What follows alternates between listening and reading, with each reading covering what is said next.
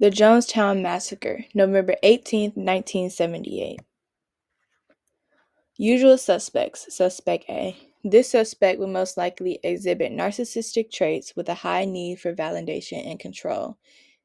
They operate with a heightened sense of self importance, viewing themselves as a guiding force.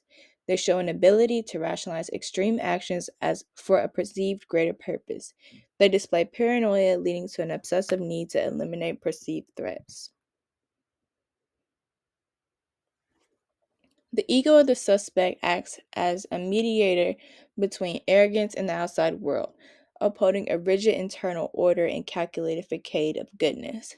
Likely manipulates subordinates, presenting extreme actions as rational and necessary. Balances id-driven impulses, desire for power with superego justification, framing acts as noble sacrifices. Suspect B. Highly persuasive and articulate, skilled in public relations, balances external perception with internal control, shaping narratives to maintain order. Likely aware of impending disaster, but prioritizes loyalty over intervention. Demonstrates emotional intelligence, knowing how to manipulate group morale. Our true suspect was a man named Jim Jones. He had an inflated sense of self-importance, believed he was a holy figure. He was highly manipulated using charm. He was highly manipulative using charm and coercion to control followers. Justified extreme actions as necessary sacrifices for the greater good. He could rationalize mass murder suicide as a political statement. Some of his psychological traits. He was arrogant and had delusions of persecution. He had a deep seated fear of abandonment, leading to extreme control over followers. He used fear, sleep deprivation, and emotional manipulation to control members. He was also very paranoid about external threats.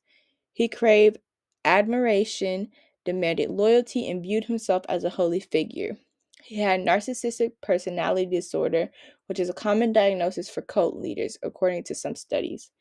He also had antisocial personality disorder, which some studies suggest that ASPD may be a more accurate diagnosis for cult leaders, including Jones. Summary of the crime. On November 18th, over 900 members of the People's Temple, led by Jim Jones, perished in a mass murder suicide in Jonestown, Guana.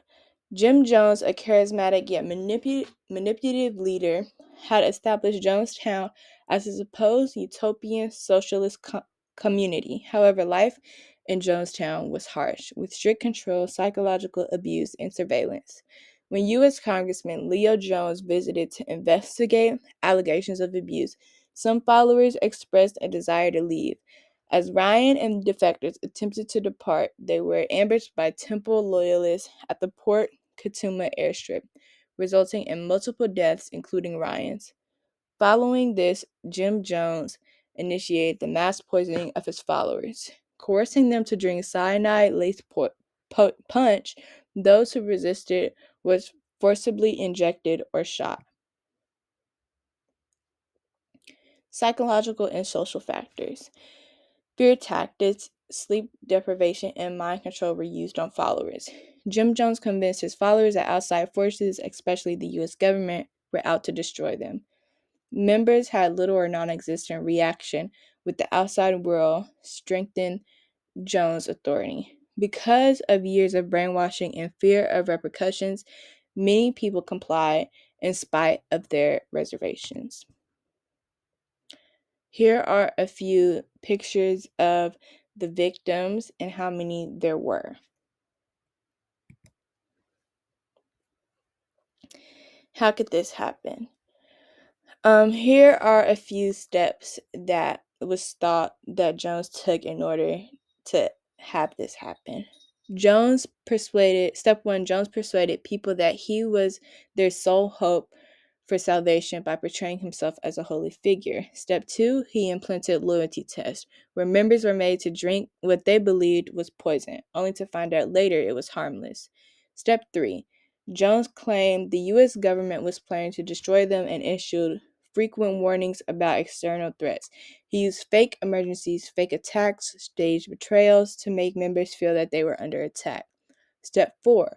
Jones controlled fuel distribution, keeping members awake and compliant. Followers were subjected to sleep deprivation and long hours of labor, reducing their ability to think critically.